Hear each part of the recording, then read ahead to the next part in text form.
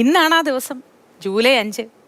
Japanese ബാബ Vanga എന്ന Rio തത്സുകിയുടെ പ്രവചനം ഫലിക്കുമോ? ഒരുപാട് പേര് നമ്മുടെ കമന്റ് ബോക്സിൽ ഇക്കാര്യം ചോദിക്കുന്നുണ്ട്. ഇപ്പോഴും ആശങ്കയിലാണ് ജപ്പാനും ചൈനയും എല്ലാം. വലിയൊരു പ്രകൃതി ദുരന്തം സംഭവിക്കും എന്നാണ് പ്രവചനം. എന്നാൽ ശാസ്ത്രീയ അടിത്തറ ഇല്ലാത്ത പ്രവചനമാണ് എന്നാണ് ശാസ്ത്രീയ ലോകം പറയുന്നത്. സോണൽ കൃഷ്ണയുണ്ട് നമുക്കൊപ്പം. Zonal, good morning.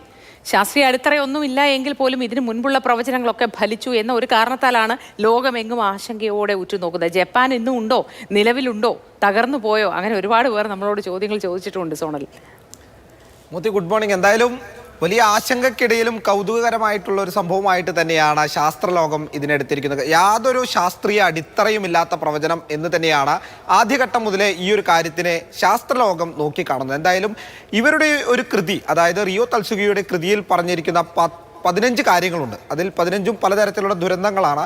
അതിൽ 12ഉം സാധ്യമായിട്ടുണ്ട്, അല്ലെങ്കിൽ നടന്നിട്ടുണ്ട്, സത്യമായിട്ടുണ്ട് എന്നുള്ളതാണ് ഈ കൃതിയുടെ ആരാധകർ മുന്നോട്ട് വയ്ക്കുന്ന ഒരു പ്രധാനപ്പെട്ട കാര്യം. അതിലൊന്നായിരുന്നു കോവിഡ് വ്യാപനവും അതുപോലെ തന്നെ 2011 സുനാമിയും എല്ലാം തന്നെ. ഇത്തരം കാര്യങ്ങൾ മുൻനിർത്തിയാണ് ഈ ആരാധകർ ഇക്കാര്യവും നടക്കും അല്ലെങ്കിൽ സംഭവിക്കും എന്നുള്ള ഒരു ആശങ്ക പങ്കിടുന്നത്. അതിൻ്റെ ഭാഗമായിട്ട് വലിയ നഷ്ടങ്ങൾ ജപ്പാനിലും ചൈനയിലും എല്ലാം തന്നെ സംഭവിച്ചിട്ടുണ്ട്.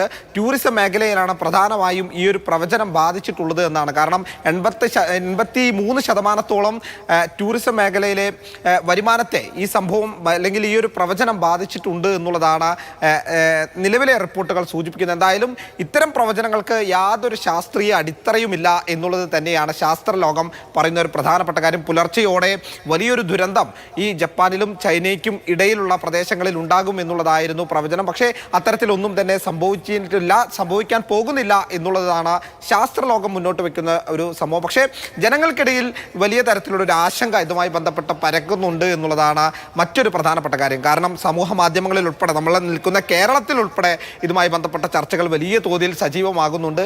അതിനിടയിലും ശാസ്ത്രലോകം ആവർത്തിച്ച് ഇന്നും പറയുന്നത് ഇത്തരം ആരോപണങ്ങൾക്ക് അല്ലെങ്കിൽ ഇത്തരം സംഭവങ്ങൾക്ക്, പ്രവചനങ്ങൾക്ക് യാതൊരു തരത്തിലുള്ള ശാസ്ത്രീയ വിശ്വാസമുണ്ടോ? അത്തരത്തിലൊരു വിശ്വാസവും എനിക്കില്ല എന്നുള്ളതാണ് വസ്തുത. കാരണം ഇത്തരം സംഭവങ്ങൾ, പ്രവചനങ്ങളെല്ലാം തന്നെ ഇതിനു മുമ്പും പലതും നടന്നിട്ടുണ്ട്. വന്നാൽ വന്നു, ഇല്ലേ ഇല്ല, ഒരൊറ്റ കാര്യമുള്ളൂ, വരാനുള്ളത് എന്തായാലും വഴി തങ്ങില്ല. പിന്നെ അതിനുവേണ്ടി നമ്മൾ കാത്തിരിക്കേണ്ട, അതിനുവേണ്ടി ഇപ്പോഴേ സമ്മർദ്ദത്തിലായിരിക്കേണ്ട ആവശ്യമില്ലല്ലോ, അല്ലേ?